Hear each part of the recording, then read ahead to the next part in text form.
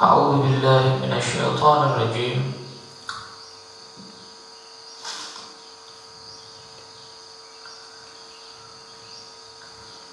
Fala yahzunka qawluhum inna na'lamu ma yusirruna wa ma yu'linun. Awalam yaral insanu anna khalaqna lahum Awalam yaral insanu anna khalaqnahu min nutfatin fa idza huwa khasimun mubin. Wa daraba lana mathalan wa nasiya khalqah. Qala man yuhyi al-'idhama wa hiya ramim. Qul yuhyiha alladhi ansha'aha awwala marrah wa huwa bikulli khalqin 'alim. الذي جعل لكم من الشجر الأخضر نارا فإذا أنتم منه توقدون فلا يحزنك قولهم لك لست مرسلا وغير ذلك. فلا يحزنك قولهم, maka jangan membuat kamu sedih wahai Nabi Muhammad perkataan mereka, cemoohan mereka, ejekan mereka kepada kamu. Kan orang-orang kafir Quraisy kan menyatakan Nabi Muhammad itu lasta mursala, kamu ini bukan utusan Tuhan. Masa utusan Tuhan kayak gini bisa berdarah-darah, bisa diusir, kerja, makan, minum, masa utusan Tuhan kayak gini. Makanya dalam Al-Quran Allah menceritakan kan omongannya mereka, orang-orang kafir. Rapat. Orang kafir kan, mali hadzal rasul ya'kulu ta'am wa yamshi fil aswaq. Apa ini rasul kok kayak gini? Makan, jalan di pasar, jualan, gembala kambing. Masa rasul kayak gini? Mereka tidak percaya, lihat zahirnya. Makanya kita nggak boleh lihat zahir daripada seorang wali, lihat zahir daripada seorang sufi, lihat zahir daripada seorang nabi ataupun rasul, tidak bisa. Lihat zahirnya tidak bisa.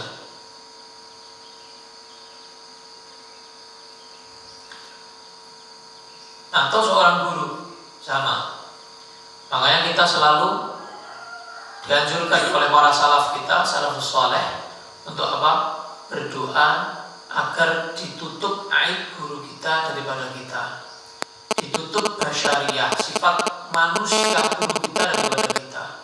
Kalaupun ditampakkan sifat manusia guru kita kepada kita, kita tidak sampai suudzon dan kita langsung melupakannya dan tidak menggubrisnya, tidak menghiraukannya. Jadi itu termasuk adab. Makanya Al-Imam Abu Hanifah, Al-Imam An-Nawawi dan para ulama-ulama yang lain, kalau mau taklim, mau dars, mau belajar, itu pertengahan jalan pasti sedekah dulu. Sedekahnya mereka niatnya begini, ya Allah, saya niat dengan sedekah ini agar Engkau menutupi zahir guru saya dari saya, menutupi aib guru saya daripada saya, sehingga saya enggak suudzon sama guru saya. Itu sama Nabi Muhammad SAW juga begitu. Dia gembala kambing Nabi yang bisa berdarah, dilempari batu ya berdarah. Ya, Nabi dilempari kotoran sama orang kafir Quraisy. Kenapa Rasul dilempari kotoran? Kamu ini tukang sihir, kamu ini kadzab, ya. Sahirin kadzab, kamu ini tukang sihir, tukang pendusta, kelantur, Muhammad ini kelantur gitu. Tukang sulap, macam-macam sudah diomong macam-macam Nabi Muhammad SAW. Nah, sama Allah ditenangkan hatinya Nabi Muhammad. Diem-diem gitu. Orang Jawa ngomong diem-diem. Fala yahzunka qawluhum. Jangan perkataan mereka itu buat kamu sedih. Tidak usah sedih.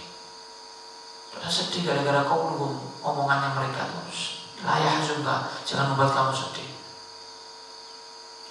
Inna, sesungguhnya kami Allah, na'lamu, mengetahui, ma yusirruna wa ma yu'linun, apa yang mereka rahasiakan, apa yang mereka sembunyikan, apa yang mereka tampakkan, itu kami Allah tahu persis semuanya. Min dzalik wa ghairihi fanujazihim alaihi, yang mereka katakan kepada kamu secara sembunyi-sembunyi, yang mereka perbuat kepada kamu secara sembunyi-sembunyi atau secara terang-terangan, kami Allah tahu dan kami Allah akan membalas mereka. Mau yang sembunyi-sembunyi, yang gak ketahuan, yang rahasia ataupun yang terang-terangan, akan kami balas semuanya. Ini menenangkan hati Nabi Muhammad SAW. Rasa sedih, tak balas. Aku tahu siapa yang berbuat, aku tahu. Ibaratnya begitu Allah ingin menenangkan Nabi Muhammad SAW. Apakah ibarat orang tua sama anak? Siapa yang nakal? Oh, nanti tak parahi sama bapak nanti, tak bilangnya nanti, tak balas no nanti. Ibaratnya gitu, tak balas no. Dari akrabnya Allah dengan bersama Nabi Muhammad SAW sampai seperti itu derajat beliau Nabi Muhammad SAW, kekasih Allah Sallallahu Alaihi wa ala alihi wa sahbihi wasallam.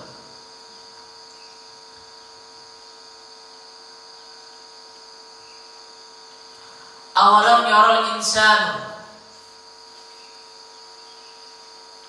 ya'lamu wa al-'Ashi ibnu Wa'il. Al-'Ashi ibnu Wa'il. Awalam yaral insanu, apakah tidak tahu manusia itu? Nah, siapa yang dimaksud al-insan di sini? Karena kadang-kadang di dalam Al-Qur'an kata kalimatnya itu jamak, tapi yang dimaksud satu orang. Gitu. Tapi yang dimaksud apa? Satu orang. Al-insan, insan itu kan walaupun dia bukan jamak taksir, ya kan? Tapi dia adalah isim jamak. Maknanya jamak, manusia, ya. Manusia. Artinya jamak, maknanya jamak. Tapi yang dimaksud al-insan, makanya pakai alif lam. Alif lam itu faedahnya banyak. Ini kan sebagaimana yang kalian pelajari dalam ilmu nahwu. Banyak sekali alif lam itu. Nah, alif lam yang di sini yang dimaksud al-insan, kalau insanun kan nakirah, umum, siapapun. Tapi al-insan jadi ma'rifat. Dan ma'rifatnya untuk apa? Alif lamnya di sini, alnya itu untuk apa? Untuk orang tertentu. Orang tertentu. Siapa namanya? Ulama ahli tafsir menyatakan dia adalah musuh Nabi. Dia adalah tukang fitnahnya Nabi yang bernama Ashi bin Wa'il namanya. Orang kafir Quraisy. Ashi bin Wa'il namanya. Al-Ashi bin Wa'il Ibnu Wa'il. Wah, ini benci sama Nabi orang ini. Orang ini luar biasa, tidak senang belas sama Nabi Muhammad SAW orang ini.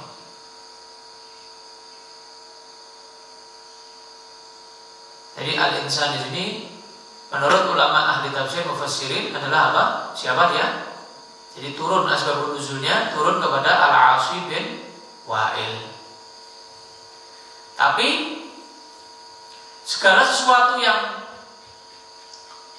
turun secara khusus tidak menutup kemungkinan itu juga umum untuk orang lain. Makanya kan dalam kaidah dinyatakan al-ibrah bi umumil lafzi la bi khususis sabab. Yang dianggap itu al-insan umum gak itu kira-kira manusia, ya kan?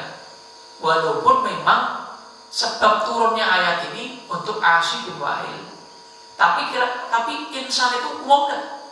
Umum. Berarti ya bisa juga diartikan umum. Artinya siapapun yang memiliki sifat seperti Ashi bin Wa'il yang masuk ke ayat ini juga sama. Gitu. Paham dong? Ya. Al-ibrah bi umumil lafzi la bi khususis sabab. Jadi yang dianggap dalam segala sesuatu itu keumuman lafadznya, bukan dengan khusus sebab turunnya itu apa enggak. Sebab musababnya enggak, tapi umum, diartikan umum. Apakah tidak tahu insan itu Asi bin Wa'il atau siapapun yang memiliki sifat seperti Asi bin Wa'il, anna khalaqnahu, sesungguhnya kami Allah yang menciptakan dia, telah menciptakan dia. Dari apa? Min nutfatin. Nutfah artinya nutfah mani, cairan sperma. Ila an saykarnah syadidan qawiyan, mulai cairan yang menjijikkan, yang lemah, sampai jadi manusia yang besar, yang kuat, keker, berotot, tulangnya besar-besar, memiliki mata, memiliki telinga. Dari apa kita semua ini? Dari air mani, dari cairan sperma. Apa mereka nggak tahu? Apa insan itu Asi bin Wa'il atau siapapun itu nggak tahu? Kalau anna khalaqnahu, yang ciptakan itu aku Allah. Dari apa? Min nutfatin, dari cairan sperma. Tapi kok faida huwa khasimun mubin, faida huwa khasimun syadidul khusumah lana, faida huwa khasimun, kok malah dia jadi musuhnya aku, katanya Allah. Tak ciptakan dari cairan yang lemah, tak jadikan orang yang kuat, besar, tak kasih umur, ya kan? Tak kasih rezeki, tak kasih kenikmatan, tak kasih nafas, kasih detak jantung, peredaran darah dan lain sebagainya, pencernaan. Kok faida wa khasimun, dia kok malah jadi musuhnya Allah, masih malah jadi musuh mubin, ya, jelas, nampak. Kok malah jadi musuh jelasnya Allah, musuh terang-terangannya Allah. Kok terang-terangan musuhan sama aku, itu ibaratnya gitu. Kok terang-terangan musuhan sama aku, sama Allah.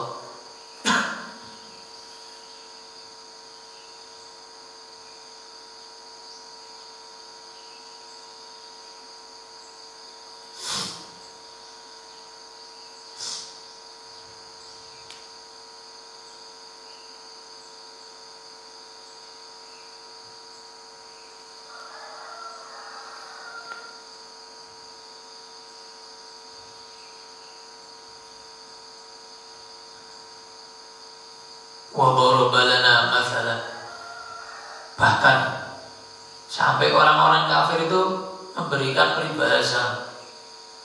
Wa daraba lana mathalan, memberikan peribahasa untuk lana, aku Allah.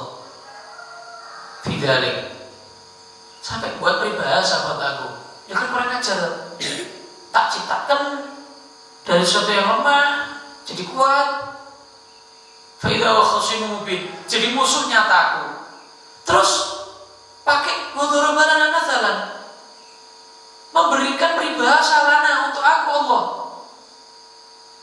Wa nasiya khalqah, dan dia lupa sama ciptaannya dia itu. Minal mani wa aghraq min mithlih, dia lupa dia itu dulu mani, dia itu dulu sperma, dia lupa, tidak sadar. Apa peribahasa yang mereka buat Allah? Apa peribahasa yang dibuat oleh Asi bin Wa'il, oleh orang-orang kafir Quraisy, teman-temannya, antek-anteknya Asi bin Wa'il? Apa yang dibuat peribahasa untuk Allah? Qala may yuhyil 'idhama wa hiya ramim. Dia ini qala, al-insan ini berkata, Asi bin Wa'il atau siapapun yang seperti Asi bin Wa'il berkata begini, man yuhyil 'idhama, man yuhyil 'idham, siapa yang bisa menghidupkan tulang belulang? Wahia ramim, sedangkan tulang belulang itu sudah hancur. Ada tulang belulang, ente balik tidak? Ente makan ayam, tinggal tulangnya loh. Ente kumpulkan jadi satu, ente hidupkan bisa tidak? Tidak bisa. Kambing itu sudah makan enak, sate, bukan sate ada tulangnya. Kamu saya ada tulangnya, guling. Ente habis ketinggal tulangnya loh. Ente jadikan kambing lagi bisa nggak kalau nggak dengan izin Allah? Nggak bisa. Random, nggak bisa. dohirnya, nggak lihat Allahnya. Nalar, pakai nalar, ya. Kekuasaan Allah dipakai otak mereka menilai kekuasaan Allah, pakai akalnya mereka menilai kekuasaan Allah, dirasionalkan. Tulang belulang kok bisa hidup lagi itu gimana? Wahyuhir Allah, wahyuramim, sedangkan dalam keadaan hancur. Ibadiyah, walam yakun bitta'li annahu isim la sifat. Waruya annahu akhadha 'adman ramiman. Diriwayatkan dalam hadis si Asyib bin Wa'il ini ngambil tulang. Ambil tulang, paham ya? Ambil tulang yang sudah hancur tulangnya. Bukan tulang yang baru, tulang yang hancur. Tulang yang hancur itu terus di depannya Nabi dihancurkan lagi. Sudah hancur, dihancurkan lagi sama Asyib bin Wa'il. Terus bilang sama Nabi, wa qala Nabi SAW, "Antara, apa menurut kamu wahai Muhammad, yuhyillah hada, Allah Tuhan kamu bisa menghidupkan tulang yang barusan tak hancurkan ini? Ba'dama baliya warab, setelah hancur kayak gini, bisa Tuhan kamu Allah menghidupkan ini?" Faqala sallallahu alaihi wasallam, Nabi Muhammad SAW dengan tegas jawab, "Na'am, ya. Wa yudkhilukan nar, bahkan Allah bisa memasukkan kamu ke dalam neraka." Diskakmat langsung Nabi Muhammad SAW. Ya, bisa Allah menghidupkan tulang yang sudah hancur ini, bisa. Bahkan wa yudkhilukan nar, bahkan Allah masukkan kamu ke dalam neraka, bisa. Kenapa Nabi kok bicara orang ini masuk neraka? Karena Nabi tahu. Nabi gak mungkin ngomong gitu kecuali Nabi tahu orang ini memang sampai mati bakalnya kafir. Gak mungkin gak kafir. Kalau kita kan gak tahu, ya kan? Itu orang itu ruang neraka, belum tentu, belum mati. Kalau mati kafir baru kita bisa bilang masuk neraka.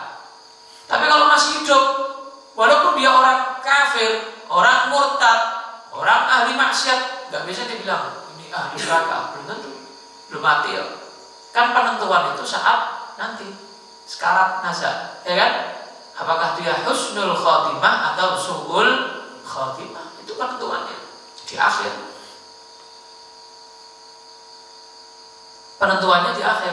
Nah, kalau Nabi Muhammad SAW tahu ini bakalnya masuk surga, ini bakalnya masuk neraka. Kenapa? Karena pernah ada peristiwa Nabi Muhammad itu ditunjukkan semua umatnya lembaran, jadi kayak tulisan nama semuanya ditunjukkan sama Nabi. Yang sini masuk surga, yang sini masuk neraka. Namanya, sakbinnya siapa, bapaknya siapa, mbahnya siapa, Nabi hafal semuanya. Makanya Nabi saat itu nangis. Banyak umatnya yang masuk neraka, walaupun Nabi banyak yang masuk surga. Jadi Nabi tahu persis. Ente. Namanya kenal, nasabnya ente, semua itu Nabi tahu. Sebelum ente ada Nabi sudah tahu. Siapa yang ngasih tahu? Allah. Ditampakkan semuanya. Dan Nabi tahu bakalnya anak ente semua ini bakalnya masuk surga atau masuk neraka. Nabi tahu. Makanya Nabi ketika Asyib bin Wa'il melakukan pelecehan kepada Allah, ini kan pelecehan. Nah, dalam dibak, maulid dibak, bagaimana kalian baca maulid dibak? Wa idza dhuyi'a haqqullah lam yakum ahadun liwadhabi.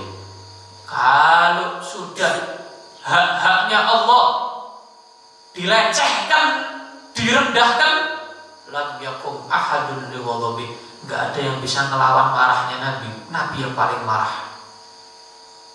Tapi kalau fi haqqih, kalau dirinya Nabi yang disakiti, direndahkan, dilecehkan, ya'fu, Nabi maafkan. Nabi maafkan. Wala yujawab, Nabi gak jawab juga. Nabi dilecehkan, Nabi gak jawab. Nabi direndahkan, Nabi gak jawab. Nabi dilempari kotoran, gak balas lempar kotoran. Tapi kalau dhuyi'a haqqullah, hak-haknya Allah dilecehkan, paham ya? Al-Quran, Allah dilecehkan, Nabi ngamuk. Dan yang paling ngamuk Nabi, gak ada yang bisa kalahkan ngamuknya Nabi Sallallahu alaihi wa sallam. Dan Nabi kalau marah pasti karena Allah. Nabi senyum karena Allah, ketawa karena Allah, marah karena Allah, nangis karena Allah, gembira karena Allah, semuanya karena Allah. Karena Allah Ta'ala. Jadi Nabi tidak mungkin ngomong dan kamu bakalnya juga masuk neraka, Allah bisa masukkan kamu dalam neraka, kecuali Nabi sudah tahu dan dikasih tahu Allah bahwa si Asi bin Wa'il ini yang dia omong ini adalah dia ahli neraka. Ahli neraka. Wa ma yantiqu 'anil hawa in huwa illa wahyu yuha.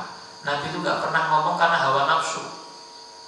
Kalau kita karena hawa nafsu, mau sekali senang lagi ngamuk, ngomongnya karena nafsu, ya.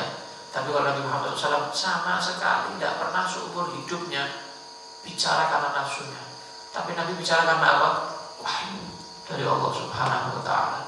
Jadi Allah mewahyukan bahwa ini masuk neraka, Nabi baru bilang, "Yudkhilukan nar."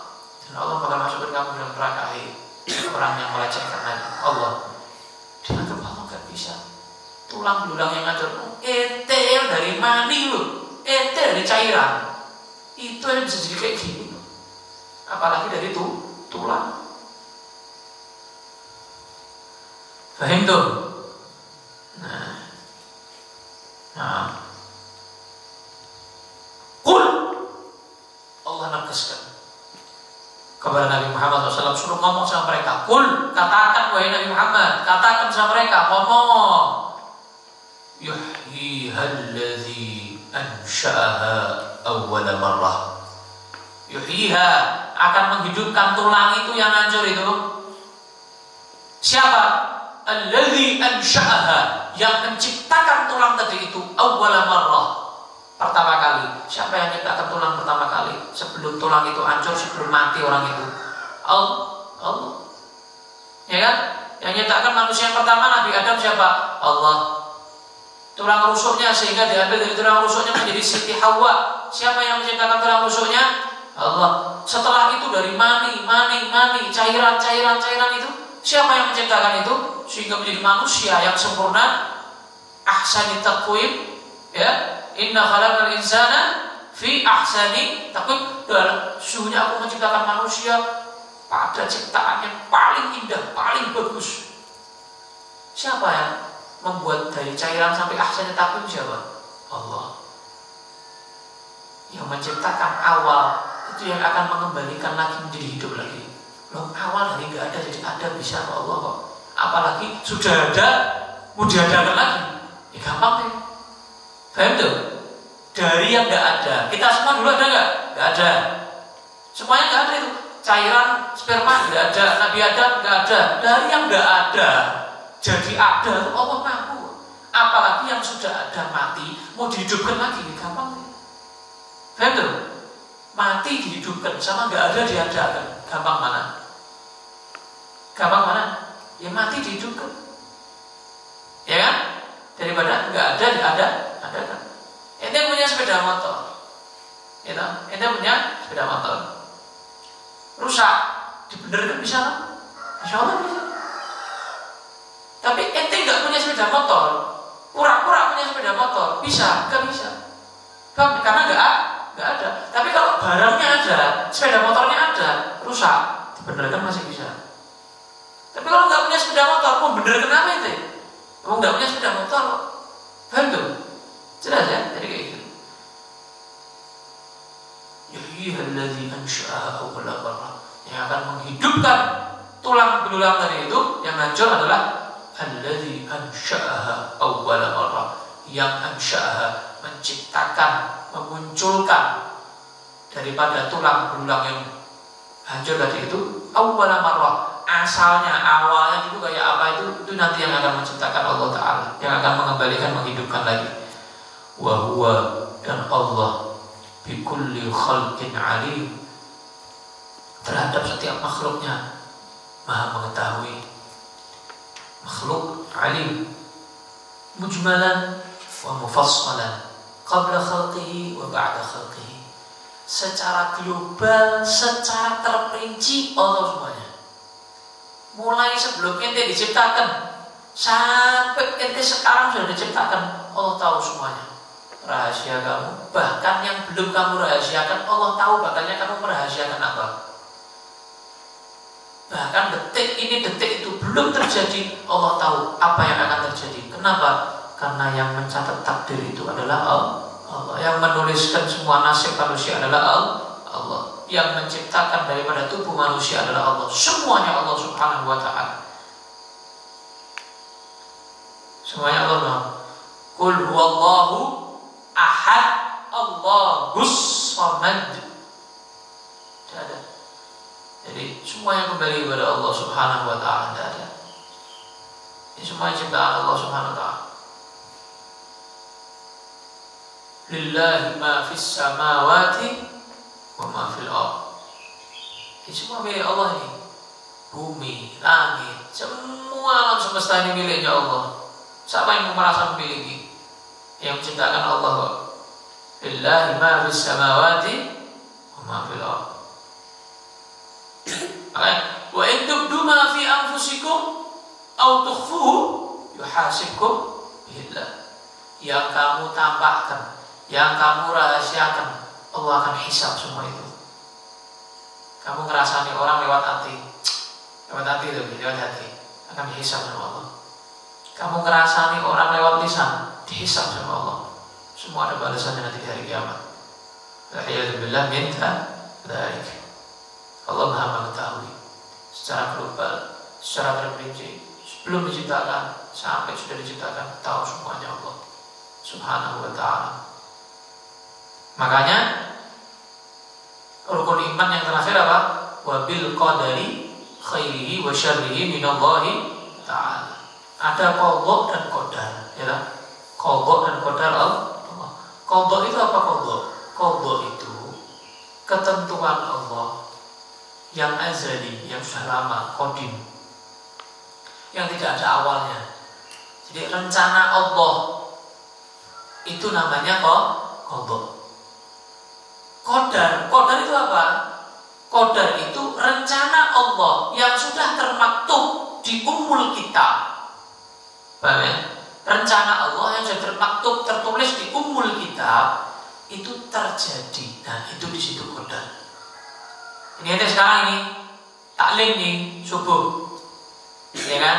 Ini sampai isya ini taklim surat Yasin, tafsir surat Yasin, ya kan?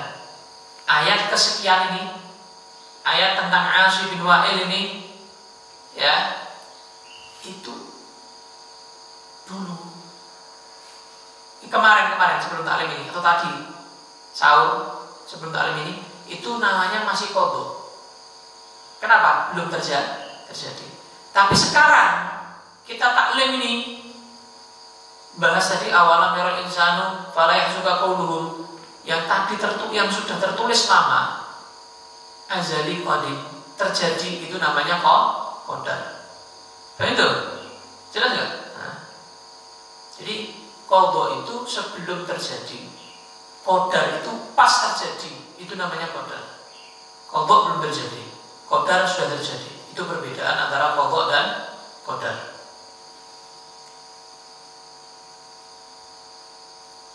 Nah, ente tidak bakal tahu qadha sebelum terjadi qadar, ya kan?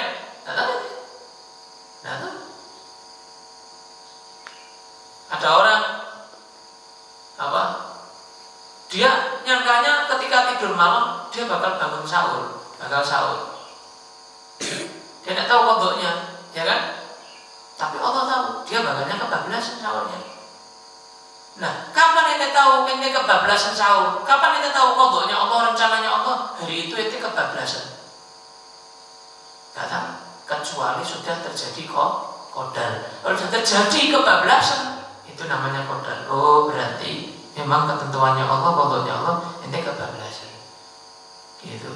Jadi itu perbedaan qadha dan apa? Qadar. Baik dong. Nah,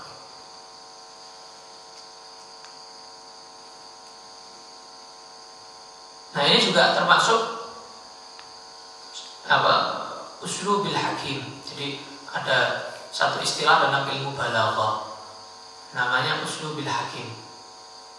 Jadi ibaratnya tanyanya apa, jawabnya beda. Tanyanya A misalnya, jawabnya yang lebih penting dari A.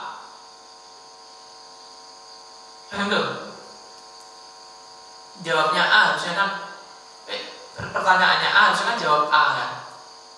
Tanyanya A itu apa? Jawabannya A itu adalah.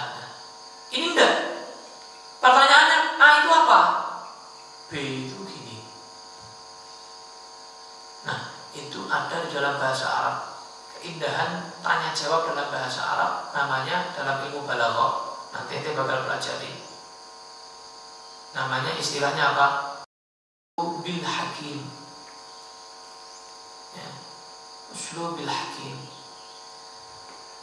Jadi tanyanya A, dijawabnya bukan A, tapi apa? Orang yang jawab ini menyangka ini kalau dijawab A nggak terlalu pas. Yang paling pas ini orangnya dijelaskan tentang B. Itu uslubil hakim. Tanyanya apa, jawabnya apa, gitu. Bukan nggak nyambung loh, nyambung masih cuma yang lebih penting. Nah ini Nabi Muhammad SAW juga begitu. Nabi Muhammad SAW ditanya, apakah Tuhan kamu mampu menghidupkan tulang belulang yang hancur ini? Jawabannya Nabi apa? Bukan menjelaskan tentang menghidupkan tulang belulang itu, tapi Nabi ngomong apa tentang apa? Allah masukkan ente ke neraka. Kenapa? Ini untuk gertak gitu. Gertak, dan yang lain gak dengar juga. Lu kok cuma gitu ya katanya? Kok cuma gini? Oh masukkan ente neraka bisa? Gitu katanya. Kan ya? Harusnya kan kalau pertanyaannya jawabannya kan iya, karena nanti dari kiamat akan terjadi begini. Jawaban gitu kan? Dalam Al-Quran yas'alunaka 'anil ahillah, mereka bertanya kepadamu tentang bulan. Ya. Tentang bulan bu? Qul hiya mawaqitu linnas. Itu adalah jawabannya, katakan kepada mereka itu adalah waktu-waktu bagi manusia. Jadi lebih penting bulan itu bukan sesuatu bulannya. Bulan itu di sana. Bulan itu jaraknya sama bumi sekian. Bulan itu warnanya ini. Bulan itu bukan gitu jelasannya. Tapi Pak, bulan itu adalah sebagai tanda waktu bagi manusia. Lebih penting lah kira-kira nih penjelasannya. Lebih penting. Gitu. Lebih penting. Lebih penting. Jadi kalau ada orang tanya sama ente, menurut ente ini jawabnya lebih pantas hal yang lain yang harusnya dia lakukan dulu. Ya, ente jawabannya ente nggak sesuai pertanyaannya A tadi itu. Itu namanya uslubil hakim. Itu. Tapi nggak bisa sembarangan juga, harus belajar balaghah biar tahu ketentuan-ketentuannya apa.